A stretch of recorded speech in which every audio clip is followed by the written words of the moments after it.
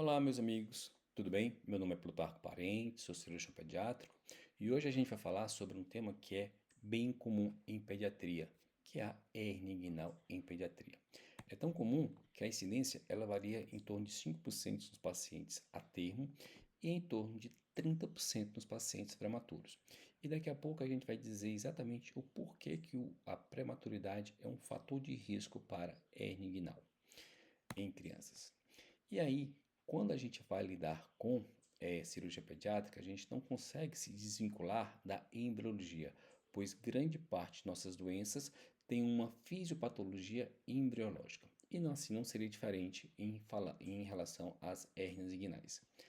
A hernia inguinal, ela começa esse é o processo, ele começa ainda no período de vida intrauterino. O testículo ele é formado dentro do abdômen e a partir do momento que ele se desenvolve, existe uma estrutura que faz a sua descida quiada, que é o gumbernáculo. Então, o gumbernáculo é a estrutura responsável pela descida testicular e ele se vem aqui no polo inferior do testículo e se insere até a bolsa escrotal. Então, o gubernáculo ele vai evoluindo e nisso ele traz consigo uma evaginação da prega peritoneal, formando o processo vaginal. Então, o testículo, quando ele chega no anel inguinal interno, ele passa por dentro desse processo vaginal, migrando até a bolsa escrotal. Com o tempo, esse testículo ele migra definitivamente para dentro da bolsa escrotal e nesse processo migratório, você tem o processo vaginal que ele fica entreaberto e com o tempo, com a maturação, então enquanto mais tarde esse feto nascer, maior a possibilidade desse canal vaginal se fechar. Daí a gente dizer que nas crianças prematuras, o retardo do fechamento, então como a criança nasceu de uma forma mais precoce, esse o processo vaginal não deu tempo de fechar e ele fica patente. E a gente vai ver que isso é a fisiopatologia da hernia inguinal em criança. A hernia inguinal, então, como eu acabei de falar, o processo vaginal não obliterado, ele permite a protusão da alça intestinal. Então, vai aqui a grande dica. A hernia inguinal na criança, a fisiopatologia qual é? A persistência do conduto peritônio vaginal.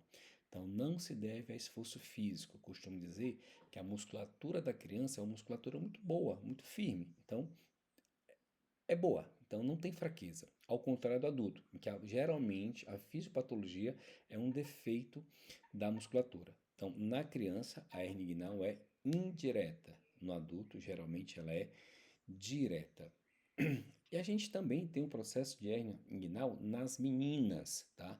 Porém, diferentemente dos meninos, o que passa por dentro do canal inguinal nas meninas, quando o canal de Enoch ele se abre, é o ovário. Então, quando a gente vê essa protusão, um caroço na região inguinal das meninas, a gente já pode deduzir claramente que não é uma alça intestinal, e sim o ovário. E como é que podemos fazer esse diagnóstico? O diagnóstico geralmente é um diagnóstico clínico, né? A mãe, ela vem com uma queixa de uma tumoração na região inguinal.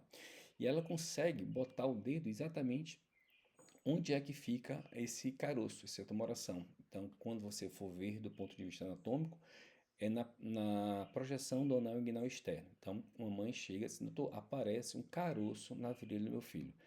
E esse caroço, geralmente aparece quando ela se esforça. Então, quando chora, quando faz cocô, quando corre. Então, não tem outro diagnóstico a ser dado com essa história e com esse exame físico.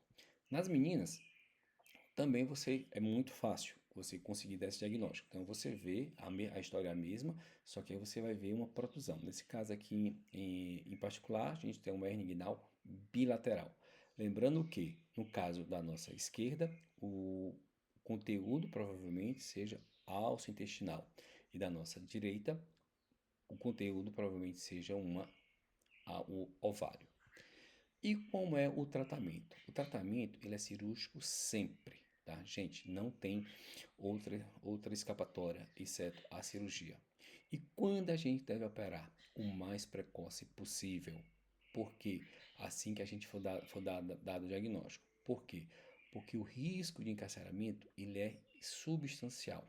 Isso é tão verdade que nos bebês prematuros, né, que nascem, que são pequenininhos e que só vão para casa depois de terem sua hérnia inguinal resolvida. Então, o bebê com hérnia inguinal, ele é como se fosse uma urgência relativa pelo risco de encarceramento. E quando acontece o encarceramento, o que é que a gente tem? A gente tem as complicações. A primeira complicação que nós temos aqui é uma complicação, infelizmente, um caso pessoal, que nós temos aqui uma perda do ovário. Então, foi uma hernia inguinal numa lactente, né, com 3 meses, que acabou perdendo o ovário esquerdo. Depois temos aqui a principal complicação nos meninos, né, é a isquemia testicular. Então você vê um testículo totalmente isquêmico. Isso por quê? Porque a alça, quando ela empurra, ela entra no canal vaginal, ela comprime a vascularização testicular. E isso leva à perda da função, perda do testículo. E por último, não menos importante, você tem a necrose intestinal, que pode levar a crianças a óbito. Então, resumo, né? A hernia inguinal é mais comum em prematuros, do lado direito e do sexo masculino. O diagnóstico é essencialmente clínico, o tratamento cirúrgico sempre, e dentre as principais complicações você tem a isquemia testicular e ovariana, além da necrose intestinal. Gente, obrigado por hoje é isso e até a próxima.